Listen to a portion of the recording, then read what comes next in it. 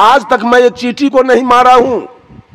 आज तक 65 वर्ष का उम्र मेरा बीत रहा है, ना आज तक मैं कभी मंदिर गया और न मैं आज तक किसी चींटी को मारा, और नहीं आज तक कोई दुर्व्यसन खाया, न किसी का चोरी दलाली किया, और नहीं कहीं सत्संग में गए तो साटाबाजी किया, और न किसी के बहू बेटी पर बुरा नजर डाला, और मंदिर भी कभी नहीं गया। मैं गुरु के बताए हुए, आचार्य परवर धर्म स्वरूप साहब के बताए हुए मार्ग पर चलता हूं। किसी का कोई आज तक गड़बड़ी मैंने नहीं की। और मंदिर जाने वाले, पूजा करने वाले एक से एक गलत काम करते हैं, इसलिए कि भरोसा है मंदिर का, भरोसा है देवी देवता का। लेकिन आचार्य जी ने मुझको कहा इतना ईमानदारी से किशनगंज में कि हे रमाशंकर साहब, मेरा भरोसा भी मत कीजिएगा, भरोसा अपना। बात तो सही है, बात तो सही है, बात तो सही है। भगवान राम ने सेवरी को 9 प्रकार की भक्ति बताया है। प्रथम भक्ति संतनकर संगा, दूसर रतिमम कथा प्रसंगा, गुरुपद पंकज सेवा, तीसरी भक्ति अमान, चौथी भक्ति मम गुण गना, करऊं कपट तजी गान, मंत्र जाप मम दृढ़ विश्वासा, पंचम भजन सुवेद प्रकाशा, छठ दम शील विरति बहुकर्मा, निरत निरंतर सज्जन धर्मा, सातम सम मोहि मैं जग देखो, मोह से अधिक संत के लेखो, आठम जथा लाभ संतोषा, सपनों नहीं देखो परदोषा, नवम सरल सबसे छलहीना, मम भरोसे ही हर्ष न दी। 9 प्रकार की भक्ति भगवान राम ने सेवरी को बताया, लेकिन सदगुरु कबीर ने तमाम दुनिया के लोगों को मात्र 4 प्रकार की भक्ति बताया है। उसमें पहला है श्रद्धा भक्ति,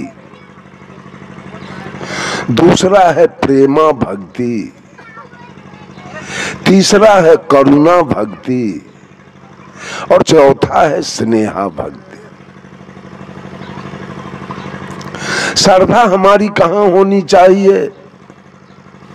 अभी आप सुन रहे थे, श्रद्धा आपकी लगी है पत्थर से। साहब कबीर ने कहा तीरथ में पानी है, तीरथ में पानी है, होबे न कछु नहाय देखा, और प्रतिमा केवल जड़ है, बोले नहीं बुलाए देखा। आपकी श्रद्धा कहाँ लगी है? श्रद्धावादी मनुष्य हो तब तो कोई हर्ज नहीं है। ये मानव हिंदू मुसलमान सिख ईसाई श्रद्धावादी नहीं है, अंध श्रद्धावादी है। और अंध श्रद्धावादी होने का मतलब है कि सारे लोग मिट्टी की पूजा कर रहे हैं, पानी की पूजा कर रहे हैं, अग्नि की पूजा कर रहे हैं, आकाश की पूजा कर रहे हैं, सूरज की पूजा कर रहे हैं, चंद्रमा की पूजा कर रहे हैं। ये अंध श्रद्धावादी लोग हैं। ये मंच अंध श्रद्धा का नहीं, ये मंच शंका का है, ये मंच विश्वास का नहीं है, ये मंच विचार का है, ये मंच अनुमान का नहीं है, ये मंच अनुभव का है, और ये मंच मानने का नहीं है, ये मंच जानने का है। I keep 6 honest serving men, they taught me all I know। मैं कुछ नहीं जानता हूं और अपने पास 6 कर्ता परायण ईमानदार व्यक्ति को रखता हूं। जो कुछ भी मैंने सीखा है इन्होंने ही सिखाया है, और इनके नाम है, their names are what, why, who, when, where and how. इनके नाम है क्या, कौन, कहां, क्यों, कब और कैसे। ये शंका आपके जीवन में आ जाए तो जीवन की गाड़ी है वो गंतव्य पर पहुंच जाएगी। लेकिन सारे लोग अंधश्रद्धावादी बन गए। लोगों ने इल्जाम लगाया कि कबीरपंथी किसी को मानने के लिए तैयार नहीं है। क्या कबीरपंथी मां को मां नहीं मान रहा है, पिता को पिता नहीं मानता, दादा को दादा और दादी को दादी नहीं मानता, चच्चा को चच्चा और चाची को चाची नहीं मानता, भैया को भैया और भाभी को भाभी नहीं मानता, नाना को नाना और नानी को नानी नहीं मानता है, मामा को मामा और मामी को मामी नहीं मानता है। क्या कबीरपंथी मौसा को मौसा और मौसी को मौसी नहीं मानता है? क्या कबीरपंथी धरती को धरती और आसमान को आसमान नहीं मानता है? क्या सूर्य को सूर्य, चंद्रमा को चंद्रमा, तारा को तारा नहीं मानता है? क्या हवा को हवा, पानी को पानी, आग को आग नहीं मानता है? क्या कबीरपंथी गाय को गाय और भैंस को भैंस, कुत्ता को कुत्ता और गीदड़ को गीदड़, हाथी को हाथी और घोड़ा को घोड़ा नहीं मानता है? क्या कबीरपंथी आम को आम और लीची को लीची, बरहर को बरहर और कटहल को कटहल नहीं मानता है? क्या कबीरपंथी गेहूं को गेहूं, मकई को मकई, धान को धान और जौ को जौ नहीं मानता है? तो क्या कबीरपंथी आपके कहने से गोबर को भगवान माने? आपके कहने से मिट्टी को भगवान माने? आपके कहने से पानी को भगवान माने? आपके कहने से अग्नि को भगवान माने? और आपके कहने से सूरज को भगवान माने? आपके कहने से चंद्रमा को भगवान माने? यही मानना है क्या? ये मानना है क्या? हम सूरज को सूरज मानते हैं, हम चंद्रमा को चंद्रमा मानते हैं, हम तारा को तारा मानते हैं, हम धरती मत मारिए, हम धरती को धरती मानते हैं, हम आसमान को आसमान मानते हैं, हम पानी को पानी मानते हैं, हम अग्नि को अग्नि मानते हैं, हम धरती को धरती मानते हैं और आकाश को आकाश मानते हैं। एक दिन की घटना है, पूज्य गुरुदेव आचार्य श्री धर्म स्वरूप साहब का कार्यक्रम पूर्णिया के इर्द गिर्द में 3 दिवसीय कार्यक्रम चल रहा था। गुरुजी रोज दिन सवेर के सत्र में मठ पर से स्नान ध्यान करके जलपान करके मंच पर जाते थे और शाम के सत्र में मंच पर से उतरे और चले आते थे अपने आश्रम। सवेर में जा रहे थे, मंच पर एक दरोगा विपरीत दिशा से आ रहा था। दरोगा ने गाड़ी को देखा और ऐसे इशारा किया रोकने के लिए। साहब जी ने ड्राइवर को कहा गाड़ी रोक दो।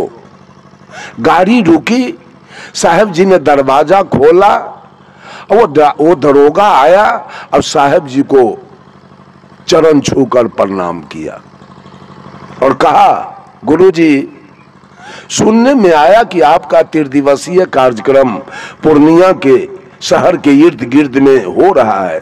विचार किया कि जाऊं जरा सदगुरु के विचार को सुनूं, लेकिन मैं आ नहीं सका। साहब जी ने पूछा क्यों नहीं आए? तो दरोगा कहा ऊपर का के कृपा। साहब जी कहे ऊपर में कोई रहता है क्या? तो दरोगा कहा आप लोग इसका मतलब ऊपर का को नहीं मानते हैं। साहब जी ने कहा मैं निचला को मानता हूं, मैं ऊपरका को नहीं मानता हूं। तो दरोगा कहा इसका मतलब आप लोग सच्चे साधु नहीं हैं। और वो रामायण का एक चौपाई बोल दिया, जब द्रवहु दीन दयाल राघव साधु संगति पाइए। जब भगवान की कृपा होती है तो मानव को साधु की संगति मिलती है। इतने में साहेब जी की दृष्टि दरोगा के होठ पर गया और वो होठ में तंबाकू रखा था। साहब जी ने पूछा दरोगा जी ये होठ में तंबाकू है ऊपरका के कृपा से है कि निचला के कृपा से? कहा नहीं ये तो निचले के कृपा से। कहा मांस भी खाते हो? कहा सो तो हम दारू भी पीते हैं। तो बोलो मांस खाते हो ऊपरका के कृपा से कि अपना कृपा से? कहा नहीं तो अपना कृपा से खाते हैं। दारू पीते हो ऊपरका के कृपा से कि अपना कृपा से? कहा नहीं, भी अपने कृपा से। कहा कोई कपार फोड़वा के, प्रतिष्ठा लुटवा के, कपड़ा फड़वा के जाता है आपके थाना पर FIR लिखाने, आप जो माल पत्ती घूस लेते हो ऊपरका के कृपा से कि अपना कृपा से? कहा नहीं, ये भी तो अपने कृपा से। साहब जी ने कहा रे भले आदमी, खैनी खाते हो अपना कृपा से, दारू पीते हो अपना कृपा से, मांस खाते हो अपना कृपा से, घूस लेते हो अपना कृपा से, और सत्संग में जाते हो ऊपरका के कृपा से। चल रोड पर से हटो। हटा करके ये ऊपरका वाला बीमारी साहब कबीर ने एक महिला से पूछा, कहो रे सखी एक बात कहूं, सखी एक बात पूछूं? सखी कहती है पूछिए। कहां खसम ठहरायो जी? सखी तेरा दुल्हा कहां रहता है? दुल्हा मीन्स पिया परमात्मा। सखी तेरा दुल्हा कहां रहता है? तो सखी कहती है ऊपर। तो साहब कबीर कहते हैं आकाश में। तो सदगुरु कबीर पूछते हैं दुल्हा आकाश और दुल्हन कहां है? दुल्हा तो आकाश में है या दुल्हन किधर है? पीव आकाश में है और जीव कहां है? कहां है?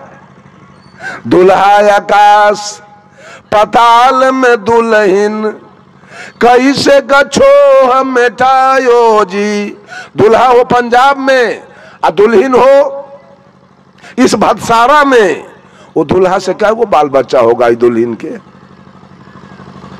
ये दुल्हा से कब भेंट होने वाली है? कब मोहब्बत होने वाला है? परोक्ष में दुल्हा बैठा है, परोक्ष में भगवान बैठा है।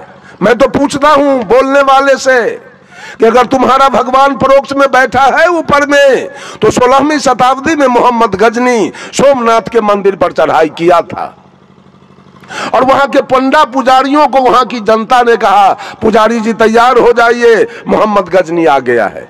पंडा पुजारी ने क्या कहा? भगवान में इतना शक्ति है कि मोहम्मद गजनी से फरियाद लेगा। परिणाम हुआ कि सारे काली दुर्गा लक्ष्मी सरस्वती के नाक कान चीर के और मोहम्मद गजनी सारा सोना चांदी हीरा मोती का जवाहर ले करके और रिटर्न चला गया।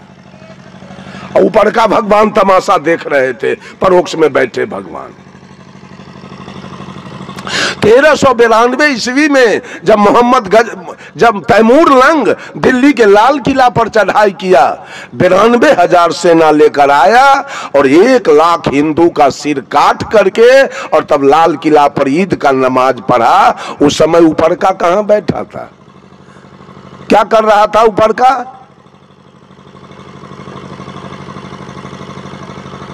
क्यों नहीं युद्ध किया तैमूर लंग के साथ? क्यों नहीं हिंदू को बचाया? ये धर्म धुरंधर लोग, ये धर्माधिकारी लोग, धर्म के ठेकेदार लोग, ये भोली भाली जनता को केवल बलगलाने का काम किया। ऊपर में परमात्मा बैठा है, ऊपर में परमात्मा बैठा है, उसकी पूजा करो तुम्हारा कल्याण हो जाएगा। मैंने कहा सदगुरु कबीर ने भक्ति को 4 कांड में बांटा है। श्रद्धा भक्ति। देवता किसे कहते हैं? देवता कौन है? ये मेरे जीवन में किसका लागत है? इस शरीर पर किसका लागत है? इस शरीर पर किसका लागत है? किसका कर्ज है? किसने आपको ये दुनिया दिखाया? इस सारी दुनिया के बातों को किसने जानकारी दिलाया? किसने आपको पोस पाल के जवान किया? किसने आपको 9 महीना अपने गर्भ में रखा था? वो देवता हमारी मां है। मां, इससे बढ़ के इस सृष्टि में कोई देवता नहीं है मां से बढ़कर। साहब कबीर ने कहा श्रद्धा रखो अपने मां में। इस शरीर में दुर्गा माता का एक पैसा लागत नहीं है, काली माता का एक पैसा लागत नहीं है, सरस्वती माता का एक पैसा लागत नहीं है, और लक्ष्मी माता का एक पैसा लागत नहीं है। वो सारा लागत मेरे मां का है। इसलिए श्रद्धा होनी चाहिए मनुष्य की अपने मां के प्रति। अगर मां नहीं होती तो हम ये दुनिया नहीं देख पाते। अगर मेरी मां नहीं होती तो अभी मैं वैशाली जिला से आकर आपके यहां मंच पर बैठ के बोलता नहीं। ये मेरे मां की कृपा है। कोई भी व्यक्ति अपने कलेजा पर हाथ धर के बोले कि मां से बढ़कर और है कौन। किस देवी देवता का अगरबत्ती दिखाया जाए, किसकी पूजा की जाए, किसने मुझे क्या दिया है, इस पर तो विचार किया जाए। तो विचार करेंगे तो पता चलेगा कि मेरा जीवन मेरे मां का दिया हुआ है। अगर मां नहीं होती तो बैजनाथ धाम जल लेके कौन जाता, जगन्नाथ धाम कौन जाता, केदारनाथ कौन जाता, बैजनाथ कौन जाता, अमरनाथ कौन जाता, गंगा कौन नहाता, कमला जमंगला कौन नहाता, अठजाम चौपहरा श्रीमद् भागवत कथा या सत्संग कौन करता, इंजीनियर डॉक्टर प्रोफेसर कलेक्टर कौन बनता, प्रधानमंत्री रेल मंत्री वित्त मंत्री रक्षा मंत्री विदेश मंत्री कौन बनता, मुख्यमंत्री कौन बनता, आईजी डीआईजी सीओ बीडीओ कौन बनता। ये सब का श्रेय कौन है, मां। सबका श्रेय मां है। अगर मां नहीं होती तो मैं नहीं होता। इसलिए साहब कबीर की भक्ति है पहली भक्ति, श्रद्धा भक्ति। अपने मां में श्रद्धा रखो, मां की सेवा करो, मां की पूजा करो, ये तुम्हारी भक्ति पूरी हो जाएगी।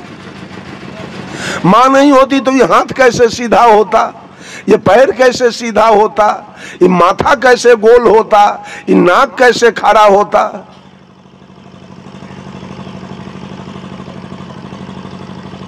इतना बाहर बाहर भक्ति को गुरु लोग सबको दौड़ा रहे हैं। अपना खूर पुजाने की चर्चा खूब करते हैं कि गुरु के तरवा चाट के जियो, गुरु न हो तो तुम्हारा जीवन कल्याण नहीं होगा। गुरु कैसा होना चाहिए, गुरु कैसा होना चाहिए, बिल्कुल ईमानदार, जो सच्चा ज्ञान दे, उसका नाम सदगुरु है। और जो अगल बगल दिखावे, चमत्कार की बात केवल करे, झूठ केवल बोले, वही हमारा कल्याण कर देगा। चमत्कार दिखाने वाला, कबीर ने एक चमत्कार की बात पूरे जीवन में कभी नहीं किया। एक बात झूठ नहीं बोला। उन्होंने स्पष्ट कर दिया बीजक से, काहू के बच नहीं फूरे, काहू कारा माती, मान बराई ले रहे हिंदू तुरुक जाती। बात बोते आसमान की मुद्दत नियारानी, बहुत खुदी दिल राखते बूढ़े बिन पानी। कहे कबीर का सो कहूं सब जग अंधा, सांचे से भागी फिरे झूठे के बंदा। एक महात्मा जी ट्रेन से कहीं यात्रा कर रहे थे, जा रहे थे, टिकट नहीं लिया महात्मा जी। बीच में टीटी आ गया। टीटी कहा महात्मा जी से टिकट दीजिए। कहा हमारे पास तो टिकट नहीं है, तो जुर्माना दीजिए। कहा देखते नहीं हो हम साधु हैं। कहा आपके जैसा साधु हम बहुत देखे हैं, लाइए। कहा हमको ज्यादा तंग करोगे तो हम शराब दे देंगे। कहा आपके जैसा बाबाजी हम बहुत देखे हैं, हमको शराब से डर नहीं है। आगे स्टेशन पर कहीं गाड़ी रुकी और टीटी महोदय ने साधु को गर्दनिया दे के उतार दिया। उतरो, उतार दिया। साधु जी जाके प्लेटफार्म पर बेंच पर बैठ गए। अब ड्राइवर साहब हॉर्न दे रहे हैं, गार्ड साहब झंडी दिखा रहे हैं और गाड़ी खुल नहीं रही। आधा घंटा 45 मिनट स्टेशन पर गाड़ी खड़ी रह गई। अब तो यात्री में हंगामा मच गया, अफरा तफरी हो गया। किसी को कॉलेज जाना, किसी को कारखाना जाना, किसी को बैंक जाना, किसी को हॉस्पिटल जाना, किसी को कुटमैती जाना, किसी को दुकान पर जाना है। सब लोग ने बारा बाबू से जाके कहा, बारा बाबू गाड़ी क्यों नहीं खुल रही है? तो बारा बाबू ने कहा, देखो मैं लाइन क्लियर दे दिया हूं, सिग्नल हरा है, अब गाड़ी क्यों नहीं खुल रही है? हुआ क्या है? कुछ हुआ क्या? कहा हुआ तो यही कि टीटी महोदय साधु को गर्दनिया देके उतार दिया, उस समय से गाड़ी नहीं खुल रही है। तो बारा बाबू ने टीटी से कहा कि आप जाके बाबा से माफी मांग लीजिए कि गाड़ी खुल जाए। टीटी ने कहा ऐसा नहीं होगा, मैं नहीं माफी मांगूंगा। तो बारा बाबू ने कहा माफी नहीं मांगिएगा, गाड़ी नहीं खुलेगी तो जनता से मार खाना पड़ेगा, आपको मारेगा आपको। टीटी को भय हो गया, वो जाके बाबा का पैर पकड़ के माफी मांग लिया, माफी मांगा और सीटी देके गाड़ी खुल गई। जब गाड़ी खुल गई, अब तो बाबा के गरिमा महिमा की क्या सवाल है, कहना है। इतनी इनकी महिमा बढ़ गई, अब लोग जब इनका चेला बनना शुरू किया तो चंद दिनों में 1-2 साल बीतते बीतते 2-4 लाख चेला बाबा का हो गया। 5 बरस के बाद जब बाबा मरने लगे, अंतिम सांस पर आ गए, तो जिसको उत्तराधिकारी महंत इन्होंने बनाया, वो कहा बाबा आप तो अब जा रहे हैं, मठ हमको सौंप दिए, जमीन, गाय भैंस, चेला चटिया, महल मकान, ग्रंथ सब हमको दे दिए, मंत्र ले जाके क्या कीजिएगा, वो भी तो दे दीजिए। कहा कौन मंत्र लोगे? कहा जिस मंत्र से गाड़ी रुक गई थी वो मंत्र दे दीजिए। बाबा ने कहा बेटा मंत्र से गाड़ी नहीं रुकती है, मैंने 5,000 रुपया ड्राइवर को घूस दिया था, 5,000 रुपया गार्ड को घूस दिया था, 5,000 रुपया टीटी को मैंने घूस दिया था, तीनों मिलके 45 मिनट ट्रेन को रोक दो कि मेरा गुरु वही धंधा रफ्तार पकड़ ले। रोक दिया तीनों मिलकर। अब तो गुरुओं धंधा हमारा इतना रफ्तार में है कि अब 15,000 घूस में गया और लाख के लाख विदाई आ रहा है। अब क्या चाहिए? ये गुरु लोग चमत्कार दिखा दिखा करके, शीश के आंख में गर्दा झोंक झोंक करके अपना गुरुओं धंधा कैसे रफ्तार पकड़े, इसके जुगाड़ में चमत्कार की बात बराबर करते रहते हैं। और अंधे चेला लोग भी इसी चमत्कार के पीछे। साहब कबीर ने कहा तू कहता कागज की लेखी, अब मैं कहता आंख इनकी देखी। कल चर्चा हुई कि साहब कबीर के जीवन के बारे में कुछ बोला जाए। अब है साहब बोले, हम तो चले गए लैट्रिन, हम तो सुन नहीं पाए। कबीर साहब में भी कबीरपंथी लोगों ने लगा दिया चमत्कार कि कबीर आकाश से उतर गए काशी के लहर तालाब में। कहा राम खीर से आ गए, सीता खेत से आ गई, भीष्म पितामह गंगा से आ गए, सुखदेव जी सुग्गा से आ गए, अगस्त मुनि घैला से आ गए, कर्ण सूर्य से पैदा लिया। संभव है? कारण कार्य व्यवस्था को कहीं कहां रख दीजिएगा? कारण कार्य व्यवस्था को कहां ले जाइएगा? बिना कारण के कार्य होगा? माटी हो पानी, माटी पानी हो और कुम्हार हो और चाक डंडा न हो, काम हो जाएगा? और चाक डंडा हो, कुम्हार हो, अब मिट्टी पानी न हो, तब क्या होगा? काम होगा? और मिट्टी पानी हो, चाक डंडा हो और कुम्हार न हो, तब क्या होगा? कारण 3 है, उपादान कारण, निमित्त कारण और साधारण कारण। जब तीनों कारण लगते हैं तो कार्य प्रारंभ हो जाता है। अगर मां न हो, पिता न हो तो ये शरीर कहां से बनेगा? आकाश में कैसे बन गया शरीर? मैं तो कहता हूं किसी विद्यार्थी को अगर एग्जामिनेशन में पूछा जाए कि सदगुरु कबीर कैसे आए और वो विद्यार्थी लिख दे आकाश से आए, तो एग्जामिनर नंबर देगा कि काटेगा? फेल होगा लड़का कि पास होगा? बोलिए, फेल होगा ना? बंधुओं, ये चमत्कार की बात बोल बोल करके जब भगवान राम विवाह करने जनकपुर गए तो मरवा पर बैठे हुए थे। जब दुल्हा जाता है विवाह करने तो गांव के माने युवती लड़की सब दुल्हा से मजाक करने के लिए आती है। जब राम मरवा पर बैठे थे तो जनकपुर के लड़की सब युवती सब आ गई और भगवान राम से कहती है, ए पाहुन जी, अति उदार कर तू तीदार, अवधपुरी की बामा, खीर खाए पैदा सुत करती, पति कर कुछ नहीं काम। ये पाहुन जी, आपके अयोध्या के नारी सब इतना उदार विचार की है, खीरे खा के बच्चा पैदा करती है, दुल्हा के कोई जरूरी नहीं। अयोध्या में दुल्हा के कोई जरूरी नहीं है, खीर से बच्चा पैदा होता है। भगवान राम तो लजा गए। सखी बचन सुन के रघुनंदन बोले मृदु मुस्काते, आपन चाल छिपा बहु प्यारी, करहु आन की बात। भगवान राम मरवा पर कहते हैं, कोई नहीं जन्मे मातु पिता बिनु, बांधे वेद की नीति, तुम्हारे तो सब मही से उपजे, हमरे अस नहीं रीति। कहा क्या अपना शिकायत छिपाती हो, हमको बेइज्जत करने आई हो मरवा पर? अरे यही ना कहने आई हो कि अयोध्या में खीर से बच्चा पैदा होता है, दुल्हा के जरूरी ना है। तो हम भी सुने हैं जनकपुर में खेत से बच्चा पैदा होता है, दुल्हन के जरूरी ना है।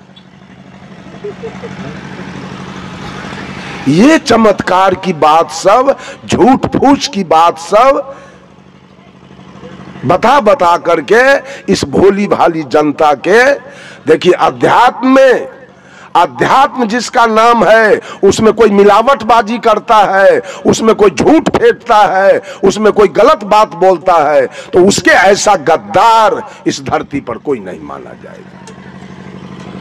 क्यों? दूध में पानी मिलाया गया उतना नुकसान नहीं होगा, आटा में चोकर मिलाया गया उतना नुकसान नहीं होगा, घी में डलडा मिलाया गया उतना नुकसान नहीं है, चावल में कंकर मिलाया गया उतना नुकसान नहीं है। लेकिन अध्यात्म में चमत्कार मिलाया गया तो जनता के लिए स्वर्ग नरक का सवाल पैदा लेता है, कल्याण का सवाल पैदा लेता है। ये मिलावटबाजी करने वाले एक नंबर के हत्यारा माने जाएंगे। किसी के जीवन को इन्होंने नुकसान पहुंचाना शुरू किया है। बंधुओं, जरा इस पर विचार किया जाए। मैंने कहा श्रद्धावादी बनो तो मां के प्रति श्रद्धा रखो, इसलिए कि मां का दिया हुआ ये तन है आपका, मां का दिया हुआ ये तन है। और आपको पढ़ा लिखा के इंजीनियर कौन बनाया था, डॉक्टर कौन बनाया था, प्रोफेसर कौन बनाया था, एसपी डीएसपी कौन बनाया था, कलेक्टर कौन बनाया था? पिता ने। सारा खर्चा देकर, मजदूरी करके, बटैया जोत के, ठीका जोत के, मवेशी पाल के, दुकानदारी करके, आधा पेट खा करके, फाटल कपड़ा पहन के, और आपके लिए सब कुछ किया। वही पिता ने आपको इंजीनियर, डॉक्टर, प्रोफेसर बनाया।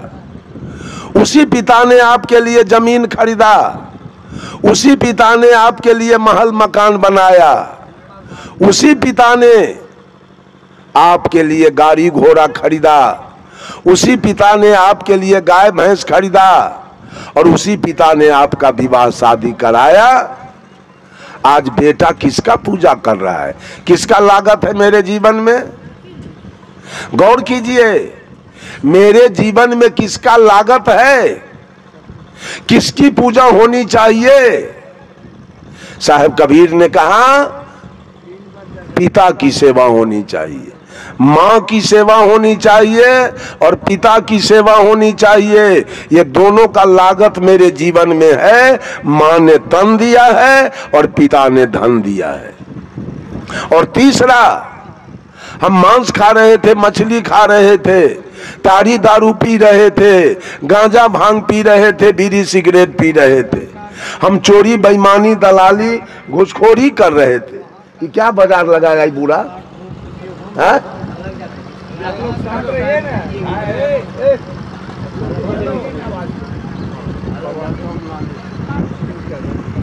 बंधुओं,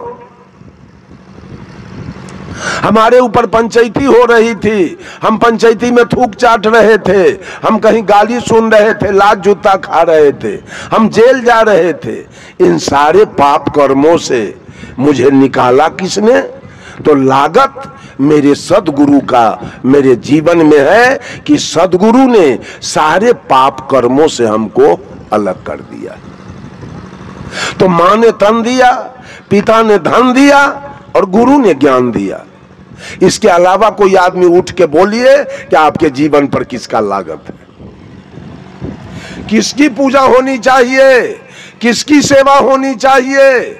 वो ईमानदारी से कोई उठ के बोलिए, मैं अभी उसका सफाई करूंगा कि और किसका लागत मेरे जीवन में है। अगर आप अपने को हिंदू मानते हैं, हिंदू तो कबीर के शब्दों में कोई है नहीं। कबीर के शब्दों में सब मानव है, सब आदमी है, सब इंसान है। लेकिन मान लिया जाए कि आप अपने को हिंदू कहते हैं, तो हिंदू का मुख्य ग्रंथ वेद है। और वेद ने किस देवता को माना? वेद ने कहा मातृ देवो भव, वेद ने कहा पितृ देवो भव, वेद ने कहा आचार्य देवो भव और वेद ने कहा अतिथि देवो भव।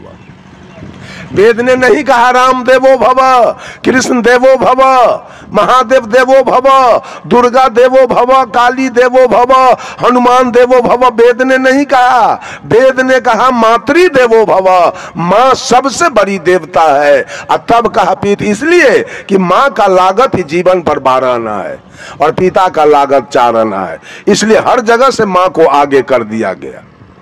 मातृ देवो भव, पितृ देवो भव, आचार्य देवो भव और ये जो बैठे हुए अतिथि हैं, ये सभी देवता के रूप में बैठे हैं। इनका स्वागत करना, इनका मान सम्मान करना जिसने आयोजन किया है, उनका काम है कि हमारे दरवाजे पर जो देवी और देवता आए हैं उनका स्वागत करना मेरा काम है। ये 4 देवता है। विवेकानंद जी ने तो 2 देवता और बढ़ाया। विवेकानंद जी 2 देवता और बढ़ा दिया, मूर्खो देवो भव और मूर्खो देवो भव और दरिद्रो देवो भव। 2 देवता और बढ़ा दिया गया। बंधुओं, यही आपके देवता हैं। इनका लागत, इनका कर्ज आपके सिर पर है। इनका कर्ज सधा लीजिए, इनका लागत वापस कीजिए।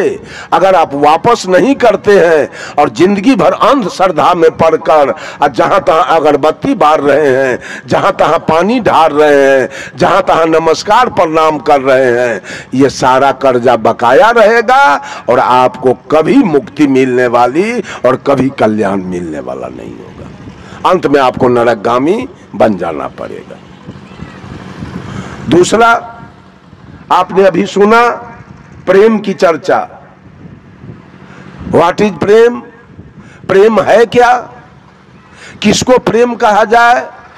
साहब कबीर ने कहा, प्रेम पाट का चोलना, पहिर कबीरू नाच, पानी पे दिन होता सुको जो तन मन बोले साथ। और कहा, पोथी पढ़ी पढ़ी जगमुआ, पंडित भया न कोई, 2.5 आखर प्रेम का, पढ़े सो पंडित हो। कहा, दुनिया मर गया पढ़ते पढ़ते, लेकिन पंडित मैं किसी को नहीं देखा। पंडित कौन होगा? A+B-होल स्क्वायर, इससे कोई पंडित नहीं हो सकता है। कबीर ने कहा, पढ़ पढ़ के पंडित, पढ़ पढ़ के ऐसे है, लिख लिख हो गए चोर। और जो पढ़ने सदगुरु मिले सो पढ़ना कछु और। साहब कबीर कहते हैं पढ़े लिखे क्या कीजिए, समुझी मन बौरा हो, अंत बिलैया खाए समुझी मन बौरा हो। क्या पढ़े आज तक? प्रेम की पढ़ाई पढ़े? पर संयुक्त एकार और मोहलांते 2.5 अक्षर है, 2.5 आखर प्रेम का। पढ़े सो पंडित होई। एक आदमी से किसी ने पूछा कि कल तो भटसारा में सत्संग था, आप वहां नहीं पहुंचे, कहां थे? कहा कि हम एक पंचायती में चले गए थे। कहा पंचायती कैसी थी? कहा एक लड़का एक लड़की में प्रेम हो गया, उसी की पंचायती थी, उसी में हम चले गए। कहा बताइए प्रेम में पंचायती कैसे हो गया? लड़का लड़की में प्रेम हुआ तो प्रेम में पंचायती की क्या आवश्यकता है? पंचायती तो झगड़ा में, लड़ाई में, बेईमानी में, चोरी में, मर्डर में, इसमें पंचायती होती है। और जहां प्रेम हो गया वहां पंचायती की क्या आवश्यकता थी? प्रेम तो सेवरी और राम के बीच में हुआ, जो कभी पंचायती की आवश्यकता नहीं पड़ी। प्रेम मीरा और कृष्ण के बीच में हुआ, जो कभी पंचायती नहीं हुआ। प्रेम राम कृष्ण परमहंस और शारदा देवी के बीच हुआ, जहां कभी पंचायती नहीं हुई। प्रेम जयप्रकाश बाबू और प्रभावती देवी के बीच हुआ, जहां कभी कोई पंचायती नहीं हुआ, कोई खून खराबी नहीं हुआ, कोई मामला फौजदारी नहीं हुआ, कोई गाली गलौज नहीं हुआ, कोई मारपीट नहीं हुआ, और कोई बच्चा भी पैदा नहीं लिया।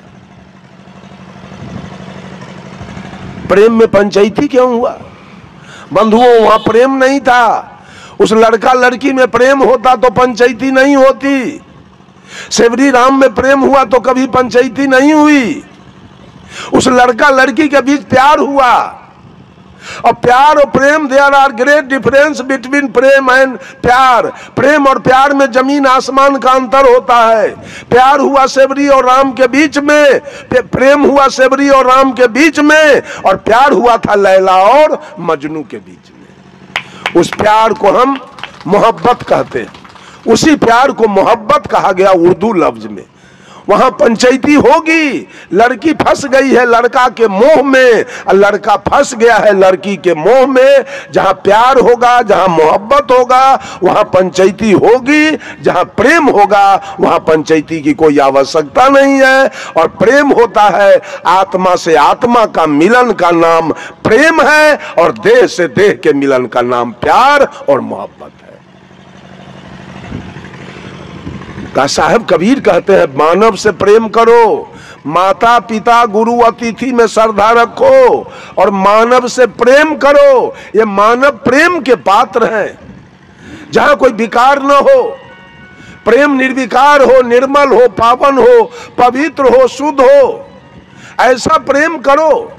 सेवरी और राम के जैसा प्रेम करो अपने माँ से, अपने पत्नी से, अपने बेटा और बेटी से, अपने भाभी से, अपने भाई से, अपने पिता से, या गांव के लोग से। मनुष्य प्रेम का पात्र है। मानव से प्रेम करो। जहां कोई जातीयता न हो, जहां कोई सांप्रदायिकता न हो, जहां कोई ऊंच नीच का भेद न हो, जहां कोई अवर्ण सवर्ण का भेद न हो, जहां कोई छुआछूत का भेद न हो, जहां कोई गोरा काला का भेद न हो, जहां कोई हिंदू मुसलमान का भेद ना हो, ऐसा प्रेम करो मानव मात्र से।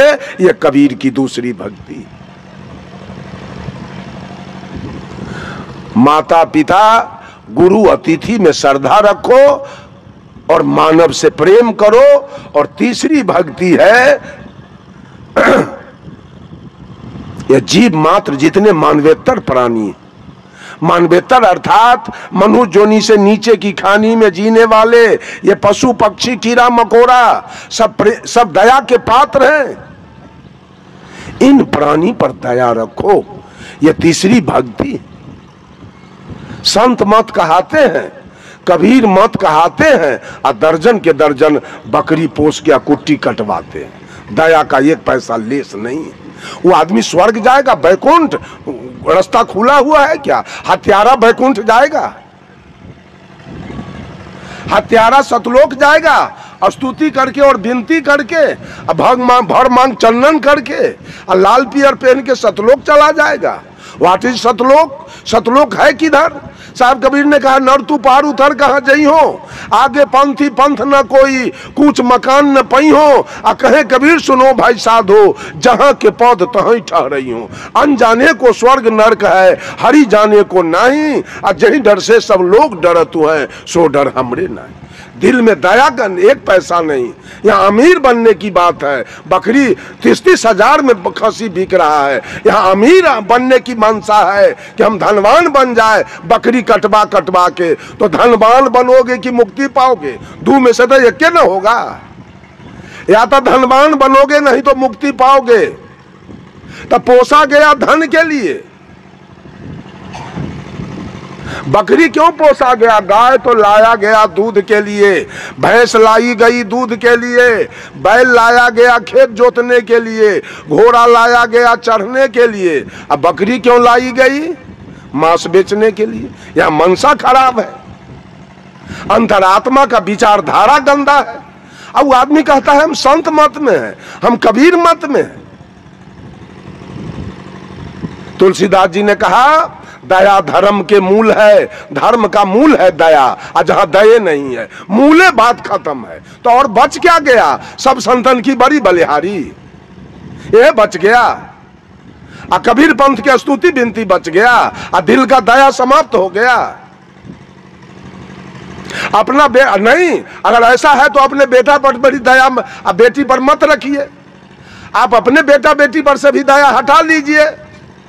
औरतों के पास माया होती है, लेकिन दया का पूरा अभाव। एक जगह हम बैठे थे, और बुढ़िया बकरी, माने बच्चा देते देते बेचारी बुढ़ा गई। अंत में जब वो बच्चा देने लायक नहीं रह गई, तो घर भैया कसाई के हाथे बेच लिया। हम उस जगह बैठे हैं, कसैया जो बकरी को ले के चला, तो बकरी वाली कहती है, जा हे लक्ष्मी बड़ा दाल। बट पापी कहाँ के थे, लक्ष्मी इनको बड़ा धार दिया। अंत में इतना बेचने से इसका पेट नहीं भरा, बच्चा कटवाने से, तो अंत में बुढ़ियों के गर्दन कटवा रही है। और लक्ष्मी बड़ा धार ला।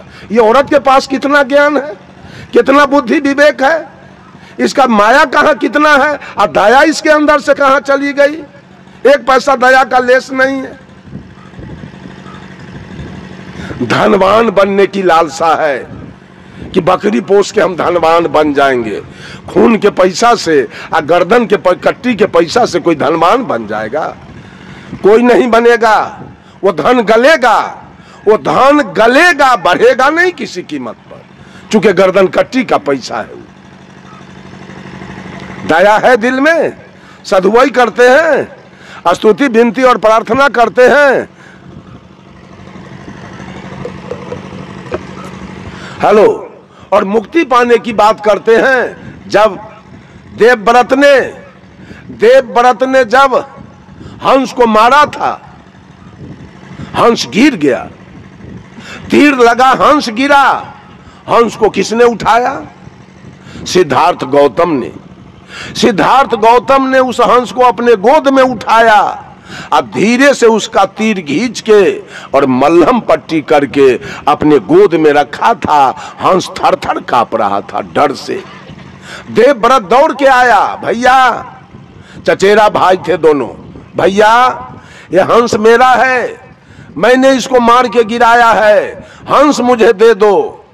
सिद्धार्थ गौतम ने कहा, भैया मारने वालों से ज्यादा अधिकार है बचाने वालों का। मैंने इस हंस के प्राण की रक्षा की है, मैं हंस नहीं दूंगा।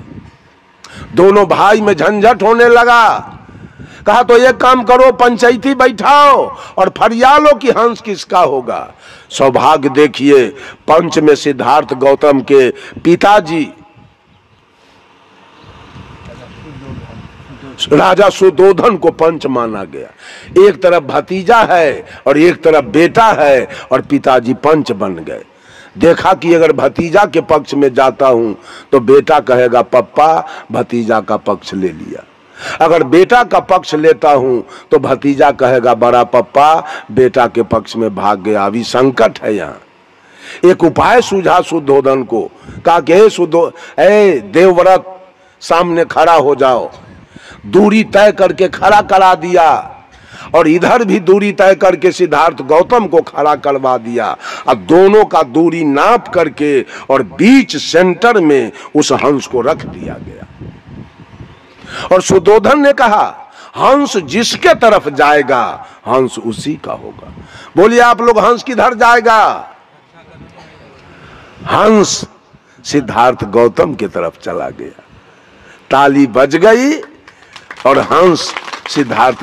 एक एक प्राणी, जब बकरी चलाने वाला चरवाहा बकरी को खोलता है चराने के लिए, तो बकरी आगे भाग जाती है, चरवाहा पीछे पड़ जाता है।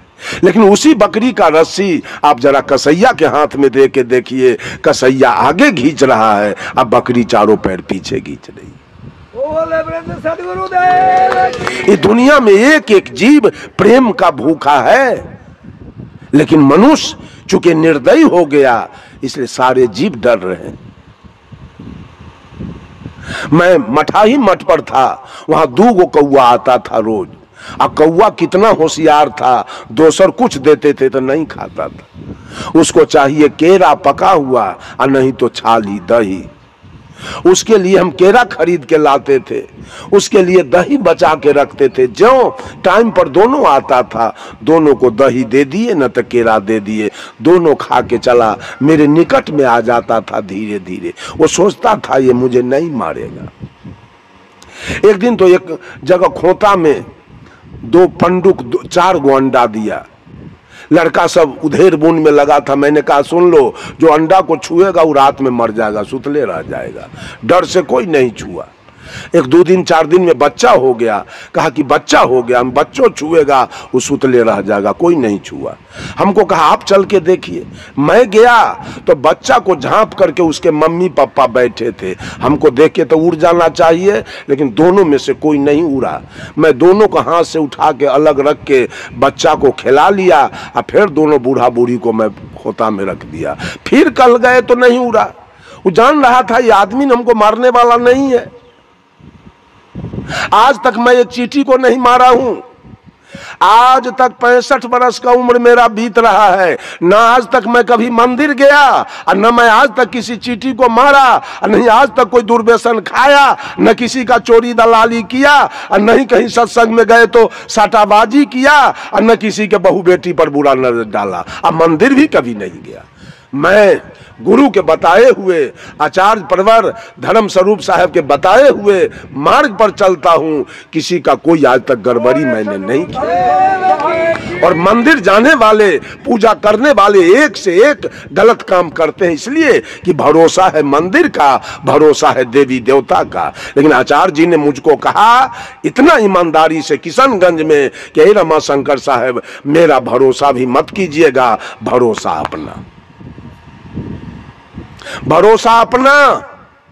आज गुरु गुरु गुरु पढ़ते पढ़ते सब बेकल है। गुरु बैकुंठ ले जाएगा आपको, हैं? डोरी धरा के ले जाएगा आपको बैकुंठ में। भरोसा हटा लीजिए। भरोसे वाले व्यक्ति कायर होते हैं, डरपोक होते हैं, और नहीं तो अहंकारी होते हैं। जिसका बाप दरोगा है, जिसका बाप एसपी डीएसपी है, वो किसी के बेटी का इज्जत लूट लेगा। कहेगा हमको कौन क्या बिगाड़ेगा, मेरा बाप एसपी है, मेरा बाप दरोगा है, FIR होगा नहीं। वो आदमी किसी का मर्डर कर देगा, और नहीं तो वो आदमी बिल्कुल कोढ़ी हो जाएगा, काम नहीं करेगा। बाप कमाते हैं, हम क्यों कमा के खाएंगे। वैसे भगवानवादी लोग या तो अहंकारी हैं और नहीं तो कायर हैं, डरपोक बन के जी रहे हैं। हम न कायर हैं और न हम अहंकारी हैं। हमको किसी का भरोसा नहीं है, अपने भरोसा पर। साहब कबीर ने कहा रे बंदे कर ले आप निबेरा। अपना भरोसा पर चलता हूं और एक एक पैर उठाता हूं कि कहीं कर्म का परिणाम न भोगना पड़ जाए। एक एक पैर ऐसा उठाता हूं कि कहीं गलती न हो जाए, किसी को हमसे दुख न हो जाए और उसका परिणाम न कहीं हमको भोगना पड़ जाए।